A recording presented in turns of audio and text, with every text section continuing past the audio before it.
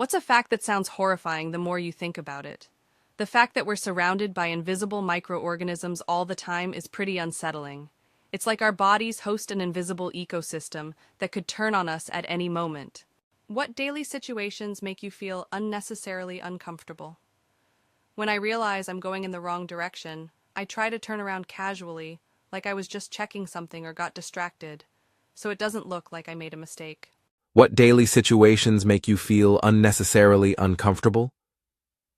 When a taxi driver starts sharing the story of their life or tries to strike up a conversation, and I'm just not in the mood to talk, I have to switch to polite passenger mode.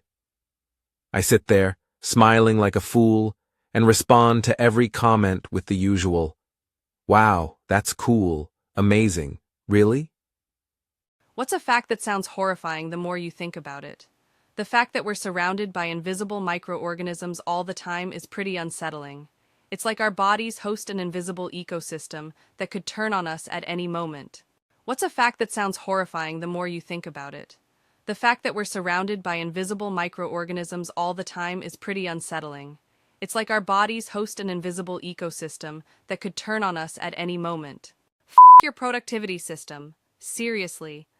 Your Notion templates that took longer to set up than actually doing the work. Your 27 different colored highlighters for time blocking. You're not mapping the genome, you're writing a grocery list. Your morning routine that starts at 4 a.m. The only thing you're optimizing is your caffeine addiction and sleep deprivation. Your Pomodoro timer. If I wanted to live my life in 25-minute chunks, I'd go back to high school. Your inbox zero. Emails multiply like rabbits anyway. Who are you trying to impress? Your 17 different productivity apps that all sync together in some ungodly digital centipede. You spend more time maintaining this than actually working. Deep work, when you can't even focus long enough to finish reading this post without checking your phone. Your habit tracker that's giving you anxiety because you missed one day of meditation and now your perfect streak is ruined. I can't stop watching my neighbor. Through their window. This is hard to admit, but I've been creeping on my neighbor for a while now, and I don't know how to stop. I, 29 Nenin, live in an apartment complex, and I've noticed that my neighbor, late 20s, female, has this large window that faces directly into my living room. It started off innocent enough, just casual glances as she moved around her apartment. But over time, I started noticing more details. How she walks around, what she's wearing, when she leaves, when she comes back, and even the small moments she has alone. I've never spoken to her outside of passing in the hallway, but I can't shake this feeling of fascination. Sometimes I'll sit by the window and watch her for hours when she's home. I tell myself it's harmless, that she'll never know, but I'm starting to feel a bit guilty about it. I know this is crossing some kind of line, but I can't stop. I'm obsessed with the idea of knowing everything about her life without her ever knowing. How do I stop myself before this goes too far? My friend blames everything on ADHD, and I'm annoyed if so. We're not kids anymore. We're both 31 years old. She moved abroad with her husband 3 years ago and doesn't have a job in the country. We're both living in the same city now, BTW. So she likes to complain a lot. She says she wants a job, but in order to do that she needs to learn the country's language. She took a 2-month course and quit because it was too stressful. She treats her husband like crap. Everything triggers her, and she blames that on ADHD, which she got a diagnosis for in less than 2 weeks, and started taking meds. Now she says she cannot live without it. Can't finish a book? Needs to increase the dose? Can't focus on a course? Increase the dose. I am borderline, and it was hell to treat it when I was younger. It took a lot of improvements on my side as well, and I'm stable now, so I understand the feeling of having no control. Everyone is different, but it pisses me off so much when someone waits for things to magically change. My mom banged my friend. I had no clue this was going on. I had a buddy I used to chill with after school. One day Mian said, "Buddy went to a show. After the show we went back to my place to crash." I remember my father not being home. Once we were asleep, my buddy awoke me and told me he was going to the restroom. I thought nothing of this. After a while, I hear moaning in my parents' room. I was in such shock I did not know what to do. I feel like I lost my mother to all of this. I feel broken a little by all of this. I've been seeing this same girl aimlessly walking up and down the strip for years now. I'm talking about the Las Vegas Strip. I happen to live here, and whenever I'm out and about on the strip, I always see this same girl walking by. It never fails. I see her every time. She's not homeless either. She's always very well dressed with nice-looking clothes and shoes, and her hair is always well kept. I'm pretty sure she's not a hooker either. She doesn't dress like one. She looks more like someone who's going to church. And she never talks to anybody. She just walks up and down by herself. So I can't figure out why she's always out there walking up and down the street for no apparent reason. Every time I go out there, I've come to expect seeing her among the other people, walking up and down the sidewalks aimlessly for no reason. I've never seen her speak. She's always silent and doesn't notice anyone else around her. This has been going on for a very long time now. It's very strange if you ask me. I've been exploring my feminine side, but I'm terrified of being judged for it. I never thought I'd say this, but lately, I've been leaning into a side of myself I used to ignore. I've started experimenting with more feminine expressions like trying makeup, softer clothes, etc. I find myself drawn to the term femboy, but I'm not sure I fully fit into it. The truth is, I'm scared of how people like friends, family, strangers would judge me if they knew. Would they think I'm less of a man? Would they stop taking me seriously? I worry about looking weak or ridiculous, even though deep down, this side of me makes me feel more connected to who I really am. I'm not even sure why I'm posting this. Maybe just to finally put it into words and let it out. I don't want to hide this part of me forever, but the fear of judgment feels overwhelming.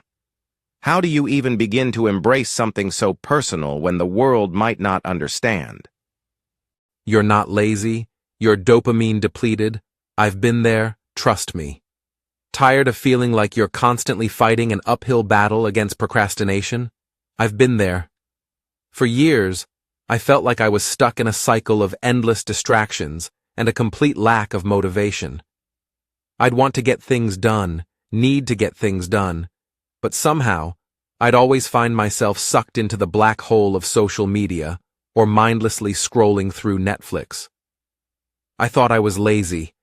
I'd beat myself up, call myself undisciplined, and generally feel like a complete failure. But then, I started to learn about the science behind it all, the role of dopamine in motivation, and how our modern world is designed to constantly hijack our reward systems. It clicked.